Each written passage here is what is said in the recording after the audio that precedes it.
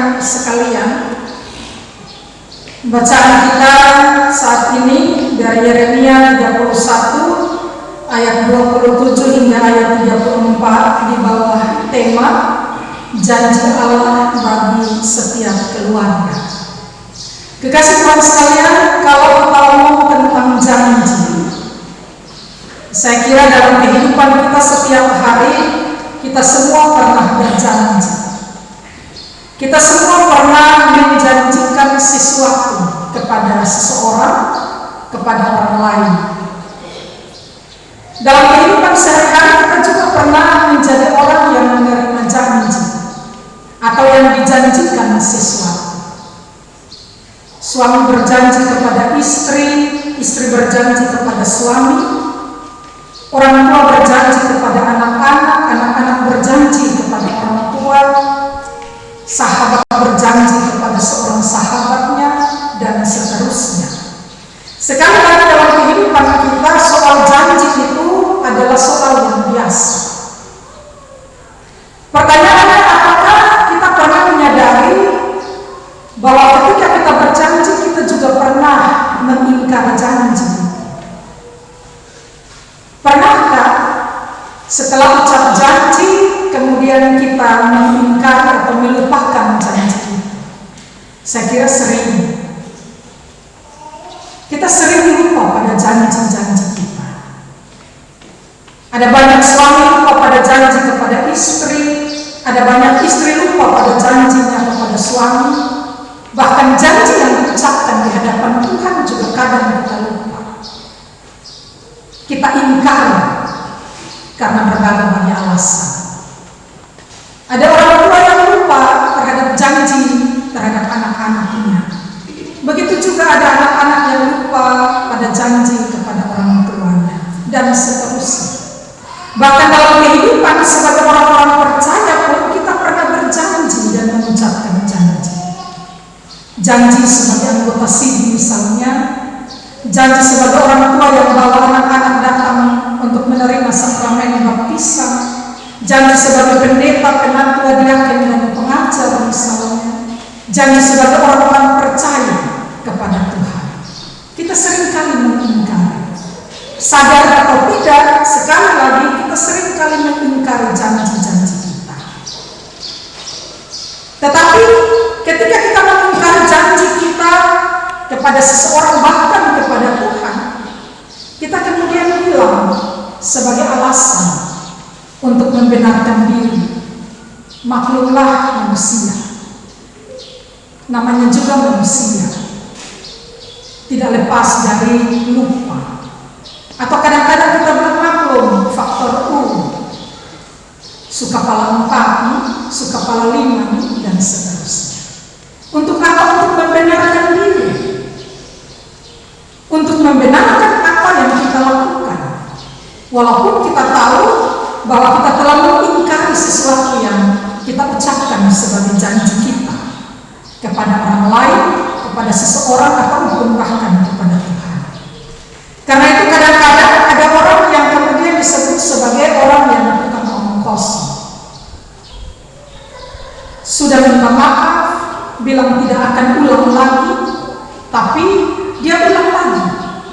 Karena itu kalau orang lihat dia, orang itu tukang putar balik sudah. Apapun yang dia bicarakan, apapun yang dia katakan, walaupun itu benar, orang sudah percaya. Abu Nawas itu kemudian menjadi julukan bagi orang-orang yang tukang putar balik. Kosong dengar sendiri itu Abu Nawas itu. Ya omong kosong dan seterusnya. Karena apa? Karena sesuatu yang kita ucapkan, kita ingkari, lalu kemudian kita janji lagi, kita ucapkan lagi, kita ingkari lagi, dan itu berulang-ulang dalam kehidupan kita. Banyak kasus di sekitar kehidupan kita yang menunjukkan bahwa kita gampang mengucapkan sesuatu, tetapi juga gampang untuk melupakannya. Bapak-bapak kekasih Tuhan sekalian, mungkin benar apa yang orang bilang, bahwa zaman sekarang ini sulit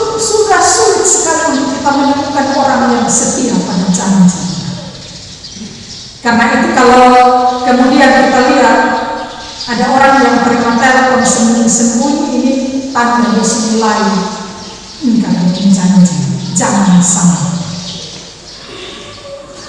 Atau suami mulai kunci jam HP, istri suami tahu dengan password, itu semula tanda ada apa. Dia sudah mulai masuk dalam satu lingkaran orang-orang yang mulai belajar lupa pada janji. Duduk berkumpul sampai tengah malam, anak-anak muda kasih tahu jam di sekolah, kampus, kerja tugas, tapi malah pergi pacaran dan seterusnya. Sudah mulai lupa pada apa yang dia ucapkan. Orang lebih suka melakukan sesuatu yang salah daripada sesuatu yang benar. Bapak-bapak kasih Tuhan sekalian, saya kira itu juga yang terjadi dan yang dialami oleh orang-orang Yehuda dan orang-orang Israel. Kenapa disebut orang-orang Yehuda dan orang-orang Israel? Karena pada masa itu kerajaan Israel itu terpecah menjadi dua. Kerajaan Israel Utara dan kerajaan Yehuda. Kerajaan Yehuda bertempat di Yerusalem, ibu kotanya, dan kerajaan Israel Utara ada di Samaria. Kekasih Tuhan sekalian, kehidupan orang-orang Israel yang digambarkan dalam Alkitab khususnya Perjanjian Lama, secara khusus lagi dalam kitab-kitab para nabi, memberikan gambaran kepada kita bahwa orang-orang Israel, orang-orang Yehuda yang adalah umat Allah, sedang ada dalam sebuah ketidaksetiaan kepada janji mereka kepada Tuhan. Hidup yang mereka jalani sebagai umat Allah, umat yang dipilih secara khusus oleh Allah, bangsa pilihan Allah, sedang ada dalam sebuah perilaku kehidupan yang menunjukkan ketidaksetiaan mereka kepada Tuhan. Mereka tidak setia pada janji mereka kepada Tuhan. Mereka mengingkari janji mereka kepada Tuhan. Janji-janji mereka lupakan. Janji yang mana? Kalau kita baca Bapak Mama, kasih Tuhan sekalian, kitab Yosua. Ketika Yosua dipilih oleh Tuhan Allah menggantikan Musa untuk memimpin orang-orang Israel memasuki tanah Kanaan, tanah perjanjian. Musa tidak diperkenankan Tuhan untuk bersama-sama dengan orang Israel memasuki tanah Kanaan. Dan karena itu Yosua dipilih oleh Tuhan, diberikan tanggung jawab, melanjutkan tanggung jawab memimpin orang Israel menggantikan Musa. Kalau kita baca kitab Yosua pasal 24, ketika Yosua diperkenankan Tuhan bersama dengan orang-orang Israel memasuki tanah Kanaan, Yosua memperhadapkan pilihan kepada orang-orang Israel. Kepada siapa engkau akan menyembah? Kepada Allah orang Amori yang kepada nenek moyangmu beribadah, atau kepada Allah Israel yang sudah menuntun kamu keluar dari Mesir memasuki tanah Kanaan? Apa yang diucapkan orang-orang Israel? Orang-orang Israel dengan sangat yakin mengatakan hanya kepada Tuhan saja kami akan beribadah. Bahkan mereka mengatakan pula kepada Tuhan Allah kita kami akan beribadah dan firman-Nya akan kami dengar. Itu ketika mereka memasuki tanah Kanaan. Di awal ketika mereka memulai kehidupan baru di tanah Kanaan, tanah perjanjian. Tetapi pada kenyataannya, Bapak Mama kekasih Tuhan sekalian, kalau kita baca Perjanjian Lama, kita menemukan di sana bahwa orang-orang Israel ketika menikmati kehidupan yang mapan, kehidupan yang enak, kehidupan yang berlimpah dengan berkat, kehidupan yang penuh dengan kesenangan, karena dikatakan dalam Alkitab tanah Kanaan menjadi tanah perjanjian yang berlimpah susu dan madu. Ada banyak berkat kesuburan di tanah perjanjian. Ketika orang-orang Israel sudah merasa nyaman, merasa enak dengan kehidupan di tanah perjanjian itu, berjanjinya kepada Tuhan. Apa yang mereka lakukan? Yang mereka lakukan adalah hidup menurut keinginan mereka. Apa yang mereka pandang baik meskipun itu berbeda dengan kehendak Tuhan, itu yang mereka lakukan. Mereka lebih suka melakukan kejahatan daripada kebenaran firman Tuhan. Firman Tuhan tidak lagi menjadi penuntun dalam kehidupan mereka. Firman Tuhan sudah tidak lagi menjadi dasar mereka menjalani hidup sebagai umat Allah di tanah perjanjian. Bukan hanya rakyat biasa, para pemimpin bahkan pemuka-pemuka agama orang Israel pun melakukan hal yang sama. Mereka tidak lagi menyembah Tuhan, tetapi mereka menyembah berhala-berhala. Mereka menyembah berhala yang juga disembah oleh orang-orang Kanaan. Mereka tidak lagi peduli kepada kebenaran firman Tuhan. Semula mereka bilang bahwa firman Tuhan akan mereka dengar, tetapi justru mereka berbalik dari kebenaran firman Tuhan. Itu yang terjadi dalam kehidupan orang-orang Israel. Itu yang terjadi dalam kehidupan orang-orang Yahudi. Dan akibatnya lama-lama, kasih Tuhan sekalian, Tuhan kemudian memberi ajaran bagi mereka. Tuhan mengajar orang-orang Israel dengan cara Tuhan, yaitu bahwa mereka kemudian dijajah oleh Nebukadnezar Raja Babel. Mereka kalah karena Tuhan tidak memberikan kemenangan bagi mereka. Ketika mereka kalah, lama-lama ada sebagian yang tinggal tetap di Yerusalem, tetapi ada sebagian yang kemudian dibawa menjadi tawanan oleh orang-orang Babel. Orang-orang yang tetap tinggal di negeri mereka, hidupnya juga tidak enak, tidak baik. Kenapa? Karena orang-orang Babel sudah memporak-porandakan kota tempat tinggal orang-orang Yahudi. Negeri mereka yang penuh susu dan madu, negeri mereka yang penuh dengan sukacita, kebahagiaan, dan sejahtera, negeri mereka yang subur, negeri mereka yang memberikan damai sejahtera itu berubah menjadi negeri yang penuh dengan kesusahan dan penderitaan. Semua diporak-porandakan oleh orang-orang Babel, termasuk bait Allah yang dibangun oleh Raja Salomo dengan sangat megah itu dihancurkan.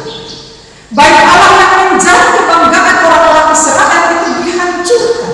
Tidak tersisa, hanya tinggal puing-puing saja. Tidak ada kebanggaan lagi dalam kehidupan orang-orang Israel dan Yahudi. Kenapa? Karena mereka tidak lagi setia kepada janji mereka kepada Tuhan. Dikasih Tuhan sekalian, orang-orang Israel, orang-orang Yahudi kemudian dibawa, sebagian dibawa menjadi tawanan ke negeri Babel. Kalau kita baca Alkitab, kita bisa melihat bagaimana kehidupan orang-orang yang menjadi buangan di negeri Babel. Hidup mereka juga menderita. Jadi tidak hanya yang tinggal di negerinya yang menderita, tapi mereka yang dibawa sebagai tahanan pun hidup dalam penderitaan. Karena mereka dijadikan budak di negeri Babel. Kekasih Tuhan sekalian, seorang budak itu dia tidak punya hak apa-apa sebagai manusia, tidak punya hak sebagai manusia. Bahkan dia dihargai sama seperti barang atau hewan. Seorang budak bisa ditukar dengan benda atau barang. Seorang budak bisa ditukar dengan hewan atau binatang. Artinya dia sama dengan binatang, dia sama dengan barang. Terlalu rendah. Dan itulah yang dialami oleh orang-orang Israel, orang-orang Yahudi. Kekasih Tuhan sekalian, kita bisa membayangkan kehidupan orang-orang Yahudi, orang-orang Israel di negeri perjanjian, di tanah perjanjian yang begitu hebat. Mereka dikenal sebagai bangsa yang hebat, bangsa yang luar biasa. Bahkan musuh-musuh mereka takut kepada mereka. Ternyata menjadi budak, tidak punya harga diri, menjadi orang-orang kelompok, orang-orang yang rendah. Betapa menderitanya mereka. Secara sosial mereka sangat menderita. Secara ekonomi mereka juga menderita.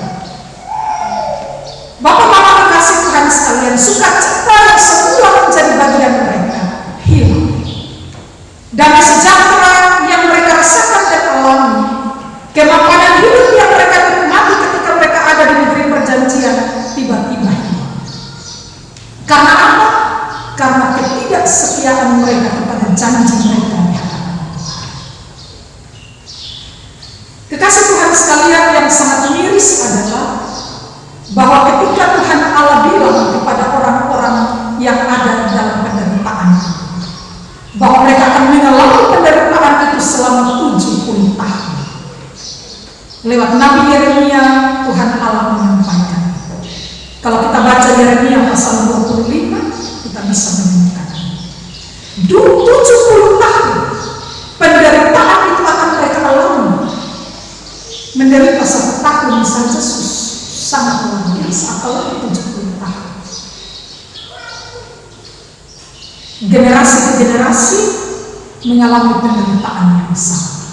Kenapa? Tuhan mau mengajar orang-orang Israel, umat pilihan. Tuhan mau mengajar orang-orang Yehuda untuk kembali kepada Tuhan, untuk mengubah cara hidup mereka, untuk menyadari bahwa mereka adalah umat pilihan Allah. Bapak-bapak kekasih Tuhan sekalian, tetapi dalam perjalanan kehidupan orang-orang Israel dan orang-orang Yehuda sepanjang 70 tahun penderitaan itu, Tuhan Allah memberi janji bagi mereka bahwa 70 tahun mereka menderita. Setelah 70 tahun itu Tuhan akan memulihkan mereka. Lama. Orang-orang Israel merintih, orang-orang Israel mengeluh, berteriak minta tolong kepada Tuhan, Tuhan lepaskan. Tetapi Tuhan bilang tidak. 70 tahun nanti, setelah 70 tahun baru dia membebaskan Samson. Tuhan berjanji. Dan apa yang Tuhan lakukan? Kalau kita baca kitab-kitab para nabi dalam perjanjian lama, kita bisa melihat dan menemukan di sana. Setelah 70 tahun Tuhan memberikan pembebasan kepada orang-orang Israel. Tuhan menepati janji. Tuhan bilang 70 tahun, maka setelah 70 tahun orang-orang Israel mengalami pembebasan. Orang-orang Israel mengalami kelepasan dan pemulihan. Sekali lagi Tuhan menepati janji. Tuhan tidak hanya membebaskan orang-orang Israel dari kehidupan sebagai budak, dari penderitaan hidup yang harus mereka mulai dari nol, tetapi Tuhan menjanjikan berkat-berkat kehidupan bagi mereka. Ketika mereka kembali ke tanah perjanjian, ketika mereka dikumpulkan kembali di tanah perjanjian, Tuhan memberkati mereka dengan lebih luar biasa, dengan sebuah pengharapan bahwa kehidupan orang-orang Israel yang adalah umat pilihan Allah itu semakin lebih baik. Bapak-bapak kasih Tuhan sekalian, bacaan kita hari ini Yeremia pasal 31 ayat 27 sampai 34 adalah bagian dan janji pemulihan yang diberikan oleh Tuhan Allah kepada orang-orang Israel dan orang-orang Yehuda. Janji pemulihan Tuhan. Saya mencatat ada 4 janji yang diucapkan oleh Tuhan bagi orang-orang Israel, sebagaimana yang kita baca dalam bagian bacaan kita. Yaitu yang pertama, bahwa Tuhan akan melimpahi mereka dengan jumlah yang semakin besar. Ketika mereka ada dalam penderitaan, jumlah mereka berkurang karena kelaparan, tidak mampu bertahan hidup, karena berbagai hal yang mereka alami dalam kehidupan. Tetapi ketika Tuhan berjanji untuk memberikan kepada mereka pemulihan, bahwa Tuhan akan melepaskan mereka dari penderitaan, Tuhan bilang bahwa Dia akan melimpahi mereka dengan jumlah yang semakin besar. Dalam ayat yang ke-27 kita baca ada kalimat, aku akan melimpahi dengan benih manusia dan benih hewan. Artinya bukan hanya manusia yang bertambah jumlahnya, tetapi Tuhan juga menyediakan hewan ternak yang berlimpah-limpah sebagai kekayaan bagi umat yang dikasihinya. Bapak-bapak kekasih Tuhan sekalian, sungguh luar biasa janji Tuhan. Bagi setiap orang yang setia kepada Tuhan, janji Tuhan akan digenapi. Walaupun hidup dalam penderitaan, walaupun hidup dalam tekanan, karena berbagai persoalan kehidupan yang dihadapi, tetapi jika tetap setia kepada Tuhan, mau tetap bersandar kepada Tuhan, janji janji Tuhan pasti benar. Dia akan melimpahi dengan segala sesuatu yang lebih dari apa yang kita pikirkan dan kita harapkan. Dan dalam kehidupan orang-orang Israel, kita tahu setelah mereka melewati masa sulit, mereka menikmati kehidupan yang menyenangkan. Hal yang kedua, bahwa Tuhan Allah berjanji untuk senantiasa berjaga-jaga atas kehidupan bangsa Israel untuk membangun dan menanam. Dalam ayat 28 kita baca. Bagian ini memberikan gambaran kepada kita bahwa Tuhan Allah tidak akan membiarkan bangsa yang dikasihinya, umat pilihannya, umat yang dikasihinya itu berjuang membangun kehidupan sendiri.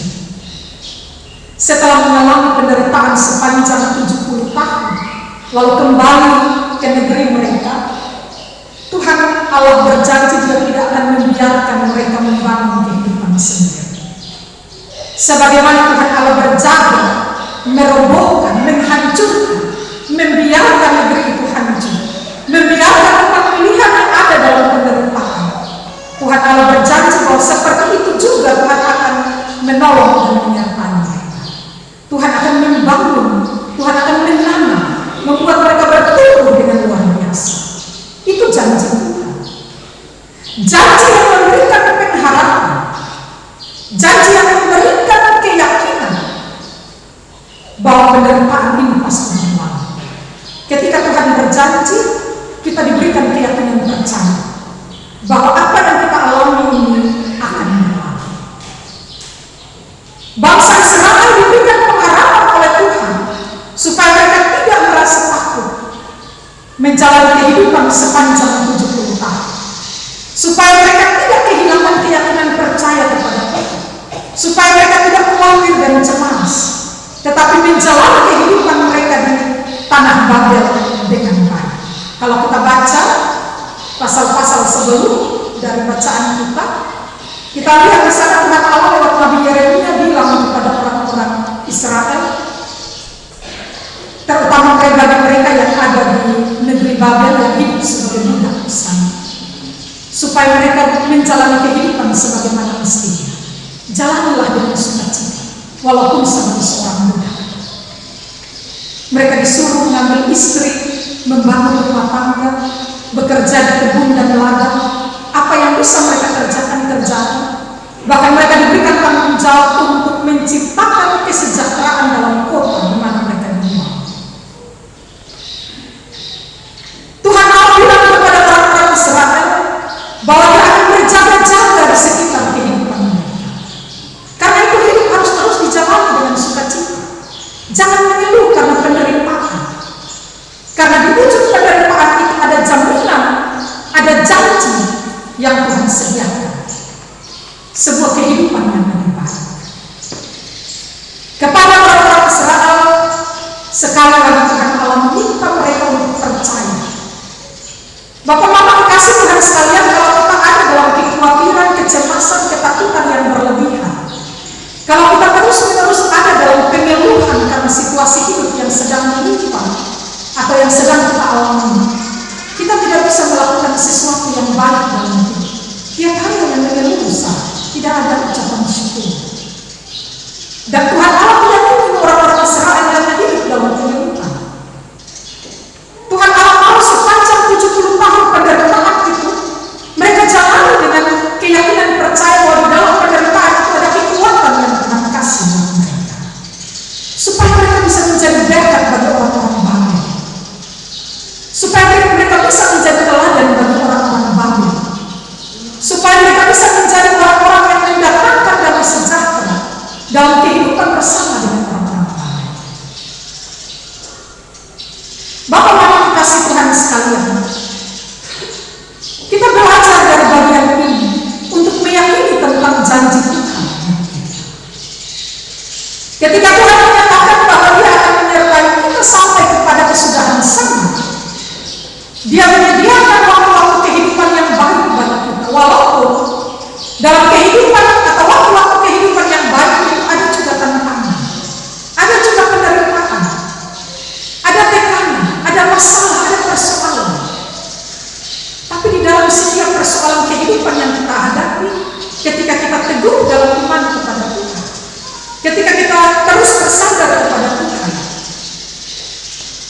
akan memulihkan keadaan kita. Hal yang ketiga dari bacaan firman Tuhan yang kita baca pagi ini, kita juga bisa melihat di sana ada janji Tuhan bahwa Dia tidak akan membiarkan lagi dosa satu orang menjadi tanggungan bersama-sama. Dikasih Tuhan sekalian, dalam kehidupan orang-orang Israel tentu ada beberapa orang yang masih setia kepada Tuhan, tetapi mereka juga harus menanggung penderitaan karena dosa bangsa. Dan ketika Tuhan memberikan janji bahwa selama 70 tahun mereka menderita dan setelah 70 tahun itu Tuhan akan memulihkan mereka, Tuhan juga membuat sebuah janji bahwa dosa satu orang tidak akan ditanggung oleh semua orang. Siapa melakukan kesalahan, dia bertanggung jawab sendiri untuk dosa. Dalam bacaan kita Bapak Mama kasih Tuhan sekalian, ayat 29, di situ dikatakan ayah memakan buah mentah dan gigi anaknya menjadi miring. Bapak yang bikin dosa, anak juga tanggung akibat. Bapak yang makan buah mentah, anak menggigit yang rasa miring. Itu sebelum pemulihan yang Tuhan lakukan. Tetapi Tuhan berjanji bahwa ketika Dia melakukan pemulihan bagi umat pilihannya, bagi bangsa yang dikasihi, Dia bilang seperti yang ada di dalam ayat 30. Dengan tegas Tuhan katakan melalui Nabi Yeremia, melainkan setiap orang akan mati karena kesalahannya sendiri. Setiap manusia yang makan buah mentah, giginya sendiri menjadi miring. Masing-masing orang bertanggung jawab atas kesalahannya. Setelah pemulihan Tuhan kerjakan, masing-masing bertanggung jawab untuk kesalahan. Kekasih Tuhan sekalian, bagi saya ini juga mengajarkan kepada kita tentang pemulihan yang dilakukan oleh Tuhan Allah melalui Yesus Kristus manusia. Tuhan Yesus mati untuk menebus dosa seluruh umat manusia. Tetapi setelah Tuhan Yesus tidak ada lagi yang bisa menggantikan Dia untuk menghapus dosa manusia. Kalau kita baca kitab Ibrani misalnya, kita menemukan di sana bahwa Tuhan itu hanya mati satu kali. Dia tidak mati untuk yang kedua kali. Artinya tidak ada kesempatan lagi untuk kita bisa mengalami pemulihan, karena pemulihan itu sudah dikerjakan oleh Tuhan. Kalau begitu, jalan kehidupan dalam kesetiaan yang sungguh pada janji kita kepada Tuhan. Tiap-tiap orang akan bertanggung jawab terhadap perbuatan dan perkataan. Karena itu Bapak Mama kasih Tuhan sekalian, kita perlu mengingat nasihat ini. Bagi saya ini sangat penting. Karena kadang-kadang dalam kehidupan kita, misalnya suami istri, mau datang gereja, mau ibadah, kadang-kadang bapak-bapak minta maaf ya, bapak-bapak. Kadang-kadang bapak-bapak mama pisah, dok atas katanya. Ketika ibu pendeta tanya, bapak kenapa hari ini bisa di gereja? Kalau mama sudah ke katong, kan kita sudah jadi satu. Kan dua sudah jadi satu. Jadi mama pisah sama dengan beta pergi. Bapak dan mama pisah sama dengan anak-anak pergi. Kakak pi bawa satu nama. Kalau dia ngargakan kata nama sama, dia satu orang pergi dengan itu semua. Dia ngomong apa, nah beta itu sama. Dia bikin apa, nah beta setuju sama. Kalau dia ngomong baik, sama-sama. Tapi kalau dia ngomong baik, bagi saya ini nasihat yang penting bahwa tiap-tiap orang bertanggung jawab terhadap apa yang dia katakan dan dia lakukan. Ada yang bilang jangan sampai bapak yang antar mama ke pintu surga, mama yang masuk bapak tinggal di luar, atau sebaliknya. Masing-masing bertanggung jawab untuk kehidupannya. Karena Tuhan mengerjakan keselamatan bukan untuk suami istri yang sudah satu dan dua, satu bikin salah yang satu tutup dia pun salah. Tidak. Keselamatan yang dikerjakan oleh Tuhan Yesus itu untuk tiap-tiap orang. Apalagi kalau kita sudah menyatakan bahwa kita percaya dengan sungguh kepada Tuhan. Kadang-kadang Bapak Mama kasih Tuhan sekalian, pengakuan janji kita sebagai anggota sini itu kita anggap biasa-biasa saja. Ketika kita diteguhkan menjadi anggota sini, kita harus memahami bahwa itu pengakuan pribadi kita kepada Tuhan. Ya, saya percaya dan berjanji dengan segenap hati. Saya percaya dan berjanji. Bukan kamu, tapi saya. Artinya secara pribadi kita bertanggung jawab terhadap apa yang kita ucapkan dan kita lakukan dalam kehidupan tiap hari. Tidak ada yang bisa kita jadikan sebagai tumbal untuk menebus dosa kita. Allah sudah memberi dirinya untuk menebus kita, dan karena itu jaga perilaku kehidupan kita setiap hari. Jaga apa yang kita katakan dan ucapkan dalam relasi dengan Allah. Hal yang keempat sebagai janji Tuhan bagi orang-orang Israel, bahwa setelah 70 tahun Tuhan memulihkan mereka, Tuhan berjanji bahwa orang yang mengenal Dia tidak perlu diajar. Dalam bacaan kita, terutama bagian-bagian yang terakhir, di situ kita bisa melihat bahwa semua orang akan mengenal Tuhan tanpa diajar. Tidak perlu lagi orang datang bilang ini Tuhan. Tidak perlu lagi diperkenalkan, karena semua orang sudah mengenal Tuhan. Soalnya mengenal Tuhan itu dengan cara mengenal Tuhan dalam relasi yang akrab atau tidak. Orang yang mengenal Tuhan dalam kehidupannya akan memiliki relasi yang baik dengan Tuhan, akan memiliki hubungan yang akrab dengan Tuhan.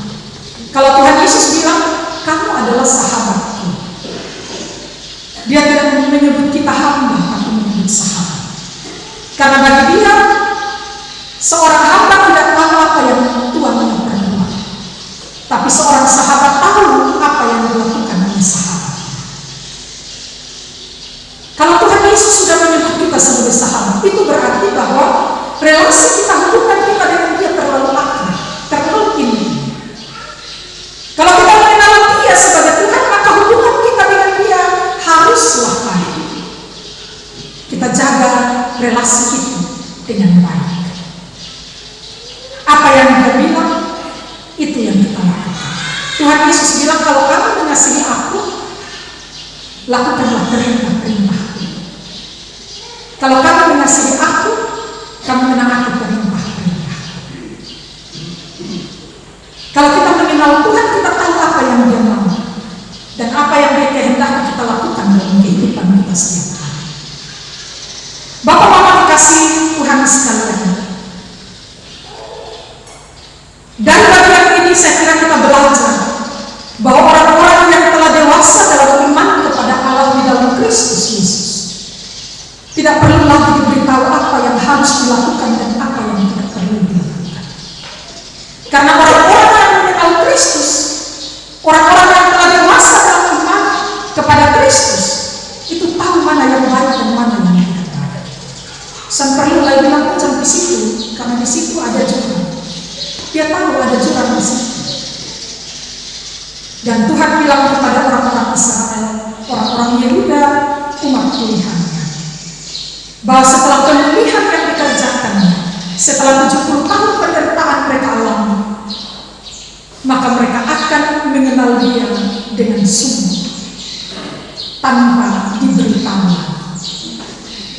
Bapak Mama kekasih Tuhan sekalian, dalam kehidupan sebagai orang-orang percaya, dalam kehidupan sebagai gereja, dalam kehidupan sebagai orang-orang yang mengaku sebagai pengikut Kristus, sebagai murid-murid Kristus, kita menyadari bahwa ada banyak tantangan dalam kehidupan kita tiap-tiap hari yang dapat membuat kita melupakan janji kita kepada Tuhan, bahkan yang membuat kita bisa mengabaikan janji Tuhan dalam hidup kita, meragukan janji Tuhan dalam kehidupan kita. Sekarang ini hidup tambah susah. Ketika BBM naik harga, semua kebutuhan pokok pun naik harga. Kesulitan mencari pekerjaan. Anak-anak sarjana S1, S2, tapi belum dapat kerja. Banyak orang mengeluhkan dalam situasi kehidupan yang sangat manusia. Kita tidak bisa membayangkan bagaimana 5 dan 10 tahun ke depan. Apa yang akan terjadi dan kita alami dalam kehidupan. Penderitaan, kesusahan, kesulitan model apa yang akan kita alami. Panas yang semakin luar biasa. Hampir-hampir semuanya mau keluar rumah karena terlalu panas. Dan ada berbagai hal yang menunjukkan kepada kita bahwa kehidupan kita semakin hari semakin membuat kita ada dalam penderitaan. Dan karena penderitaan hidup itu bisa sekali lagi bisa membuat kita lupa kepada janji kita kepada Tuhan, juga membuat kita lupa kepada janji Tuhan bagi kita, bahwa Dia akan memberkati kita dalam segala keadaan hidup. Ada banyak orang meninggalkan imannya kepada Allah di dalam Kristus. Saya kira itu sudah bukan hal yang tabu lagi untuk kita bicarakan. Banyak orang meninggalkan agama Kristen. Banyak orang mengingkari imannya kepada Kristus. Karena apa? Karena tuntutan ekonomi. Bawa beras dapat tiap bulan, kalau dapat beras saya suka. Tiap bulan kalau ada yang menjaminkan kehidupan kita sampai semua. Kalau dapat pekerjaan lalu mendapatkan upah yang besar, siapa tidak mau. Yang penting sebut 3 kalimat sehari. Siap. Tuhan Yesus ngomong 3 kalimat saja. Susahnya di mana? Daripada tetap hidup susah, sama ada makan minum, sama ada pekerjaan. Kesulitan kehidupan sekali lagi dapat membuat kita lupa pada janji-janji kita kepada Tuhan. Bahkan juga bisa membuat kita lupa bahwa Tuhan pernah memberi janji bagi kita bahwa Dia menyertai. Penyertaan Tuhan tentu selalu dan senantiasa kita alami. Hanya kita rasa atau tidak. Kita aminkan bahwa Tuhan menyertai dan memberkati kita atau tidak. Dari bacaan firman Tuhan yang kita baca pagi hari ini, saya kira ada banyak hal yang bisa menjadi perenungan bagi kita dalam perjalanan kehidupan kita setiap hari. Saya mencatat salah satu hal bagi kita, bahwa dalam kehidupan sebagai orang percaya, yakinilah bahwa janji Tuhan itu yang benar. Tuhan tidak pernah mengingkari janji. Kita hanya perlu belajar untuk setia menanti penggenapan janji Tuhan dalam hidup kita. Kita hanya perlu belajar untuk meyakini bahwa tiap-tiap hari dari Tuhan penggenapan janji Tuhan itu dinyatakan dalam kita. Kita hanya perlu belajar untuk setia kepada Tuhan, setia mendengarkan suara Tuhan, setia untuk melakukan apa yang Tuhan kehendaki. Hari ini Bapak Mama kasih Tuhan sekalian, kita sekalian diajar untuk merenungkan sebuah tema yang sangat luar biasa. Janji Tuhan bagi setiap keluarga. Mari kita kembali dalam kehidupan kita setiap hari, menjalani tugas tanggung jawab yang dipercayakan Tuhan bagi kita, menjalani hari-hari kehidupan